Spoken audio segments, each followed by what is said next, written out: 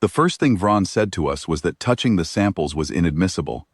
He said it the way a lecturer says a thing he has said 800 times and expects to say 800 more. Flat, declarative, without looking up from the array console he was calibrating at the front of the room.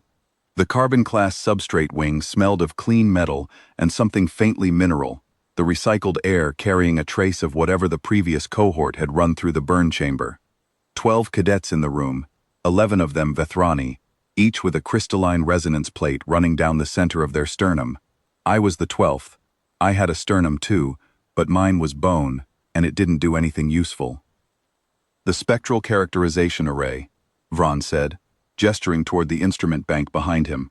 A curved row of matte gray columns, each fitted with a sample cradle and a resonance emitter, each tied to the central display that currently showed a cascade of what I assumed were baseline calibration curves, has accumulated 3 years of substrate data for the 12 samples you see before you. That archive is the benchmark. Your characterization outputs must match it within tolerance, using the array and only the array. Manual assessment is not a methodology recognized by this curriculum. If you handle the samples, your cycle is voided. He said it without hostility. He didn't look at me when he said it. That was fine. I hadn't come to Vethara Combined Academy looking for anyone's attention.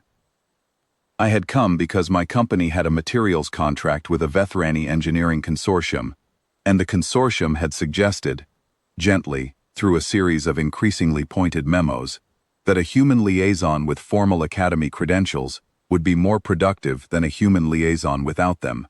The carbon module was a prerequisite.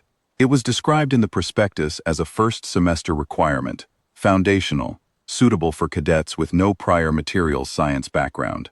My supervisor had printed that line out and left it on my desk with a note that said, "Good luck."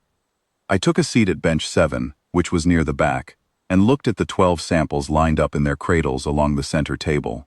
They were, from left to right, 2 laminate composites, 3 woven carbon fiber panels of different braid angles, a pair of foam cores with fiber face sheets, 2 oxidized substrate tiles, a pyrolysis char brick, and what looked very much like a piece of carbon-carbon aircraft brake material, the kind of thing you pull out of a retired fighter's wheel assembly when you're doing a teardown inspection. I put my hands on the edge of the bench and kept them there. Vron walked us through the array's operating protocol. Each sample went into the cradle. The emitter fired a resonance pulse. The array read the harmonic return and plotted it against the archive. If your curve matched, you were within tolerance. If it didn't, you ran the cycle again. Simple. The whole point of the system, Vron explained, was to remove the variability of biological interpretation. His species experienced materials through their resonance plates, which meant 2 different Vethrani could read the same substrate differently, depending on the density of their plate lattice. The array standardized the output. The array was objective. He said that last word with a small emphasis that was probably unconscious. I didn't comment on it. The cadets began their cycles. The array had 12 stations, and they settled in 1 per station, leaving the sample at bench 7 to me. I looked at it. Vron had said nothing about looking. The one directly in front of me was one of the oxidized tiles. I could see the surface gradient from where I sat. A darker band near the leading edge, where the heat flux had been highest. A slightly rougher texture on the underside, where the substrate had been bonded to a carrier, and then separated. I could see the carrier bond pattern in the fiber surface. I could see a faint crack propagation line, arrested, running about 40 millimeters parallel to the edge. I sat on my hands. For 11 minutes. Then Vron called across the room to ask if I was experiencing difficulty with the array interface, because Station 7's cycle had not been initiated. I told him the sample was still in the cradle at the center table. He looked at the center table. He looked at me. He said the samples were to be moved to the array stations by the attending cadet. I asked if I could move the sample. He said yes, as long as I used the transfer tongs provided at each station. I picked up the transfer tongs, walked to the center table, and picked up the oxidized tile by its edges. Through the tongs I got nothing useful. The grip contact was too small, and the tong material insulated the transfer. I moved the tile to Station 7's cradle, set it down, and released the tongs. The tile landed at a slight angle. I could see it wasn't seated flat. I used the tong tip to nudge the edge down. The tile rocked. I could hear from the sound of it, a very faint, dry click, that the far corner was sitting higher than the near corner by a meaningful amount. That meant either the tile was warped, or the cradle was. I leaned in and looked. The tile, warped, probably 18 to 20 millimeters of bow across the span. I initiated the cycle without touching anything. The array ran its pulse. The curve it returned had a split harmonic, 2 peaks where the archive showed 1. I looked at the screen. I looked at the tile. The split was exactly what you'd expect from a substrate with a significant warp reading the resonance return from 2 different surface planes simultaneously. I flagged the output as anomalous and noted the probable cause in the cycle record. Substrate warp visible. Approximately 18 to 20 millimeters. Suggested recharacterization note. Vron came by to see why I had flagged rather than rerun. He looked at the screen. He looked at the tile. He took a second set of tongs and pressed carefully on the tile's surface, reading through his resonance plate. His sternal lattice worked the way hands work, roughly, except it required physical contact and couldn't resolve anything smaller than about a centimeter's relief. He confirmed the warp. He noted it in his own record. He did not say anything to me. He walked back to his console. I ran the remaining 11 samples through the array, one at a time. While each cycle ran, the array took 4 to 7 minutes per sample, depending on substrate complexity. I looked at the next sample in line. I noted things: surface texture, color gradient, edge condition, braid angle. On the woven panels, which you can read just by looking if you've spent enough time with fiber laminates, the foam core samples had a density gradient I could see in the cell structure at the edge face. The pyrolysis char brick had a corner impact chip, fresh, and you could see the fracture surface was granular rather than fibrous, meaning the pyrolysis had run high and the carbon structure was more graphitic than turbostratic. I noted all of it while waiting for the array. Cycle 7 was the carbon-carbon break material. I ran the array cycle. While it ran, I held the transfer tongs over the sample and did not touch it, and thought about how I'd inspected 47 of these in the last 2 years alone, pulling them from wheel assemblies and grading them for wear, delamination risk, and reusability. The thickness variation on this sample was visible at the edge, thinner on the right side by what I estimated was 1.5 millimeters. That was within spec for a used break but would show up in the resonance return as an asymmetric attenuation. I noted the prediction before the cycle finished. The array returned exactly the asymmetric attenuation I'd predicted, within rounding. I logged it. I moved to sample 8. Vron came by again, around the time I was running sample 9. He stood behind station 7 and looked at my cycle record on the screen. I kept my eyes on the array output. He said, quietly, that I had noted predictive observations before 4 of the last 6 cycle returns. I said yes. He asked how. I said I looked at them. He was quiet for a moment.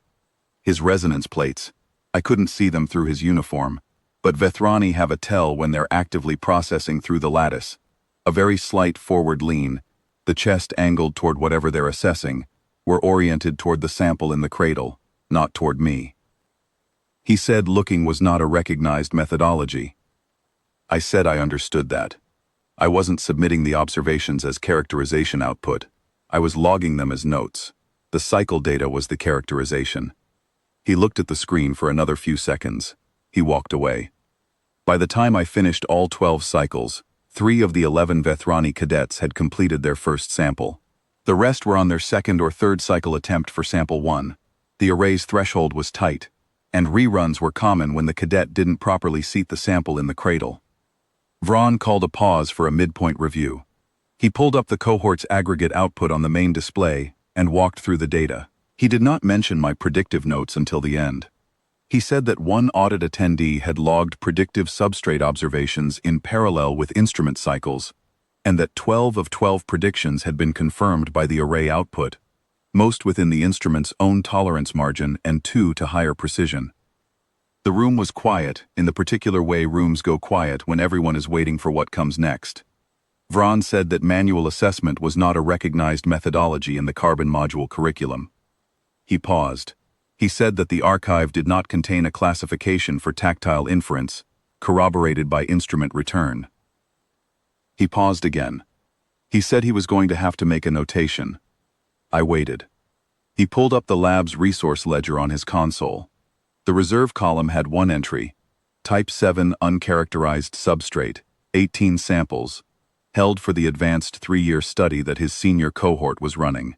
It was the only material in the wing that the 3-year archive had not yet characterized. It was held because the Type 7 batch was finite, a production run that wouldn't be repeated, and every sample consumed in teaching was a sample lost to the long study. He transferred custody of 6 of the 18 Type 7 samples to Bench 7. He said if I was going to generate characterization data faster than the instrument could archive it, he would rather have the data generated on the material he most needed characterized. He said it the same way he'd said everything else. Flat, declarative, without particular emphasis. I moved to Bench 7 and looked at the first Type 7 sample. It was a thin panel, dark, with a surface texture I didn't recognize. I reached for the transfer tongs. Then I thought about what Vron had just done, and what it had cost him, and what he hadn't said about any of it. I picked up the tongs. I moved the sample to the cradle. I initiated the cycle. While it ran, I looked at the surface very carefully, and I noted what I saw, and I waited to see if the array agreed with me. It did.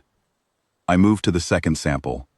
4 hours after the module began, I had characterization data on all 12 baseline samples, and preliminary read notes on 4 of the 6 Type 7 panels.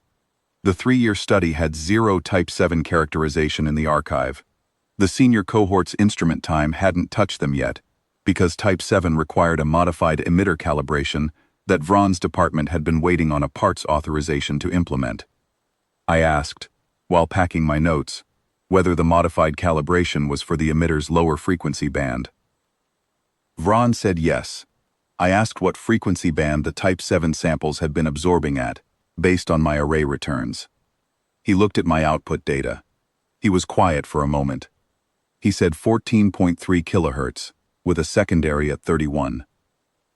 I said that was the standard response range for high-density turbostratic carbon with a preferred crystallite orientation. I said on Earth, we characterized that class by feel before we ever put it in an instrument, because the surface resistance under lateral pressure gives you the crystallite alignment within about 10 degrees. I said we'd been doing it that way for 60 years, before the first instrument that could confirm it at the atomic level came online, and most of the people who taught me had learned it from people who'd never used an instrument at all. Vron made a note. He didn't say what the note was. He said the module reconvened in 3 days. He said to bring the same gloves I'd been not wearing. I picked up my bag and walked out through the carbon-class substrate wing, past the 11 Vithrani cadets who were still on their 3rd and 4th cycles, past the array stations with their emitters cooling down, past the center table where the baseline samples sat in their cradles, each one tagged now with a clean characterization record and a set of observation notes in a column the archive template had never had a field for before today. Outside, the Academy's main corridor ran under a ceiling of pale blue-white light, clean and institutional. I found a bench and sat down and looked at my hands. 18 years. Somewhere between 20 and 30,000 substrate samples, if you counted everything. The teardowns, the incoming inspections, the field calls where you showed up with a flashlight and a knife, and no instruments at all, and someone needed an answer in the next 10 minutes. The hands knew things. You forgot that until someone told you the hands weren't a methodology. Then you remembered.